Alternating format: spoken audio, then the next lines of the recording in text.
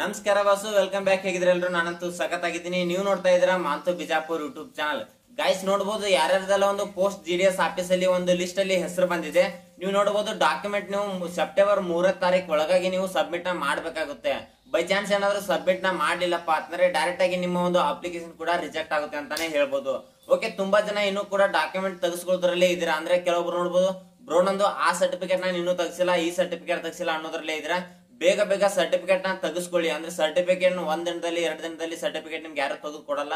ನಿಮ್ಗೆ ಏನಾದ್ರು ಸರ್ಟಿಫಿಕೇಟ್ ಬರ್ಬೇಕಪ್ಪ ಅಂದ್ರೆ ಮಿನಿಮಮ್ 5 ರಿಂದ 6 ದಿನ ಟೈಮ್ ನ ತಗೊಳುತ್ತೆ ಸ್ನೇಹಿತರೆ. ಸೊ ಆದಷ್ಟು ಸರ್ಟಿಫಿಕೇಟ್ ನ ಬೇಗ ಬೇಗ ತೆಗೆಸ್ಕೊಳ್ಳಿ. ಸೆಪ್ಟೆಂಬರ್ 3ನೇ ತಾರೀಕು ಒಳಗಾಗಿ ನೀವು ಒಂದು ಪೋಸ್ಟ್ ಆಫೀಸ್ ಅಲ್ಲಿ ಒಂದು ಡಾಕ್ಯುಮೆಂಟ್ ವೆರಿಫಿಕೇಶನ್ ನ ಸಬ್ಮಿಟ್ ನ ಮಾಡ್ಬೇಕಾಗುತ್ತೆ.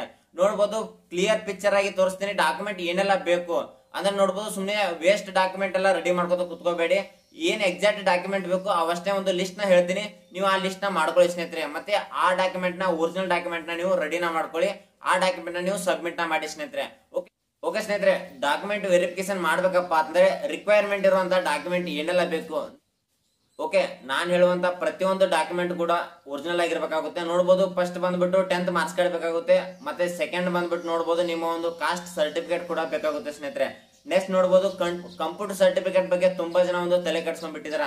ಅಂದ್ರೆ ಕಂಪ್ಯೂಟರ್ ಸರ್ಟಿಫಿಕೇಟ್ ಎಲ್ಲ 2,000, 3,000, 5,000 ಈ ತರ ಅಮೌಂಟ್ ಕೊಟ್ಟು ಕಂಪ್ಯೂಟರ್ ಸರ್ಟಿಫಿಕೇಟ್ ನ ತಗೋತಾ ಇದ್ದೀರಾ. ಕಂಪ್ಯೂಟರ್ ಸರ್ಟಿಫಿಕೇಟ್ ಇಲ್ಲ ಅಂತ ನೆಸಸರಿನೇ ಇಲ್ಲ ಅಂತ ಅಫಿಸಿಯಲ್ ನೋಟಿಫಿಕೇಶನ್ ಅಲ್ಲಿ ಕೊಟ್ಟು ಬಿಟ್ಟಿದ್ದಾರೆ ಸ್ನೇಹಿತರೆ. ಲಿಸ್ಟ್ ಅಲ್ಲಿ ಯಾವುದೇ ರೀತಿ ಯಾರು ಕೂಡ ಕಂಪ್ಯೂಟರ್ ಸರ್ಟಿಫಿಕೇಟ್ ಬಗ್ಗೆ ತಲೆ ಕೆಡ್ಸ್ಕೊಳಕ್ ಹೋಗಬೇಡಿ. ಯಾರು ಕಂಪ್ಯೂಟರ್ ಸರ್ಟಿಫಿಕೇಟ್ ಕೂಡ ತಗ್ಸಕ್ಕೆ ಹೋಗಬೇಡಿ ಸ್ನೇಹಿತರೆ. ಮತ್ತೆ ನೆಕ್ಸ್ಟ್ ಬಂದ್ಬಿಟ್ಟು ನೋಡಬಹುದು, ಮೆಡಿಕಲ್ ಸರ್ಟಿಫಿಕೇಟ್ ಕೂಡ ಬೇಕಾಗುತ್ತೆ. ನಾನು ಹಿಂದೆ ಕೂಡ ಒಂದು ವಿಡಿಯೋದಲ್ಲಿ ಡಾಕ್ಯುಮೆಂಟ್ ಏನೆಲ್ಲ ಬೇಕು ಅಂತ ಕೂಡ ವಿಡಿಯೋನ ಮಾಡಿ ಅಪ್ಲೋಡ್ ಮಾಡಿದ್ದೆ. ಓಕೆ, ನೋಡಬಹುದು ಮೆಡಿಕಲ್ ಸರ್ಟಿಫಿಕೇಟ್ ಕೂಡ ಬೇಕಾಗುತ್ತೆ. ತುಂಬಾ ಜನಕ್ಕೆ ಮೆಡಿಕಲ್ ಸರ್ಟಿಫಿಕೇಟ್ ಎಲ್ಲಿ ತೆಗಿಸೋದು ಅನ್ನೋದ್ರ ಬಗ್ಗೆ ಕೂಡ ಒಂದು ಅಂದ್ರೆ ಪಕ್ಕ ಸರಿಯಾಗಿ ಗೊತ್ತಾಗ್ತಿಲ್ಲ.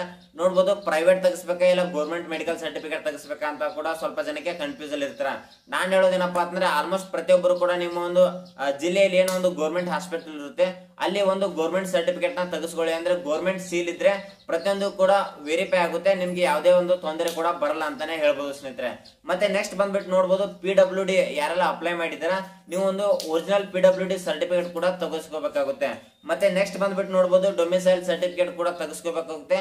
ಮತ್ತೆ ನಿಮ್ದು 2 ಪಾಸ್ಪೋರ್ಟ್ ಸೈಜ್ ಫೋಟೋಗ್ರಾಫಿ ಕೂಡ ಅಂದ್ರೆ ಫೋಟೋ ಕೂಡ ಬೇಕಾಗುತ್ತೆ ಸ್ನೇಹಿತರೆ.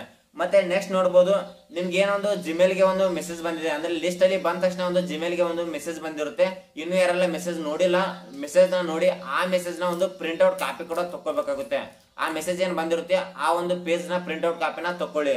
ಮತ್ತೆ ನೀವು ಏನ್ ಅಪ್ಲಿಕೇಶನ್ ಹಾಕಿರ್ತೀರ, ಅಪ್ಲಿಕೇಶನ್ ಹಾಕಿದ ತಕ್ಷಣ ನಿಮ್ದೊಂದು ಅಪ್ಲಿಕೇಶನ್ ಪ್ರಿಂಟ್ ಔಟ್ ಫಾರ್ಮ್ ಬಂದಿರುತ್ತೆ. ಆ ಫಾರ್ಮ್ ಕೂಡ ಸಬ್ಮಿಟ್ ನ ಮಾಡ್ಬೇಕಾಗುತ್ತೆ. ಮತ್ತೆ ಅದನ್ನೆಲ್ಲ ಎಲ್ಲಿ ಸಬ್ಮಿಟ್ ಮಾಡ್ಬೇಕು ನೋಡಬಹುದು, ನೀವು ಯಾವ ಒಂದು ಸರ್ಕಲ್ ಗೆ ಅಪ್ಲಿಕೇಶನ್ ಹಾಕಿರ್ತೀರ ಆ ಒಂದು ಅಫಿಸಿಯಲ್ ಒಂದು ಪೋಸ್ಟ್ ಆಫೀಸ್ ಗೆ ಹೋಗಿ ನೀವು ಡಾಕ್ಯುಮೆಂಟ್ ನ ವೆರಿಫಿಕೇಶನ್ ಮಾಡಬೇಕಾಗುತ್ತೆ. ಇಲ್ಲ ಅಂದ್ರೆ ನೋಡಬಹುದು ಸೈಬರ್ ಸೆಂಟರ್ ಗೆ ಹೋಗಿ ಅಲ್ಲಿ ಕೂಡ ನಿಮ್ಮ ಒಂದು ಅಫಿಸಿಯಲ್ ವೆಬ್ಸೈಟ್ ಗೆ ಹೋಗಿ ನಿಮ್ಮ ಒಂದು ಡಾಕ್ಯುಮೆಂಟ್ ವೆರಿಫಿಕೇಶನ್ ಅಪ್ಲೈ ನ ಮಾಡಬೇಕಾಗುತ್ತೆ ಸ್ನೇಹಿತರೆ. ಓಕೆ, ನೋಡಿರಲ್ಲ, ಐ ಹೋಪ್ ಈ ವಿಡಿಯೋ ನಿಮ್ಗೆ ಇಷ್ಟ ಆಗಿದೆ ಅಂತ ಅನ್ಕೋತೀನಿ. ಹಾಗೆ ಈ ವಿಡಿಯೋನ ನಿಮ್ಮ ಸ್ನೇಹಿತರು ಕೂಡ ಶೇರ್ ಮಾಡಿ, ಅವ್ರಿಗೂ ಕೂಡ ಈ ಮಾಹಿತಿ ಗೊತ್ತಾಗ್ಲಿ. ಓಕೆ, ಐ ಹೋಪ್ ಈ ವಿಡಿಯೋ ನಿಮ್ಗೆ ಇಷ್ಟ ಆಗಿದೆ ಅಂತ ಅನ್ಕೋತೀನಿ. ಇಷ್ಟ ಆಗಿದ್ರೆ ನಿಮ್ಮ ಪ್ರೀತಿಯಿಂದ ಒಂದು ಲೈಕ್ ನ ಮಾಡಿ.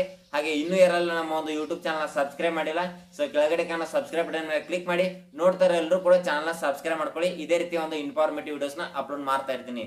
ಸಿಗೋಣ ಮುಂದಿನ ವಿಡಿಯೋದಲ್ಲಿ. ನಮಸ್ಕಾರ.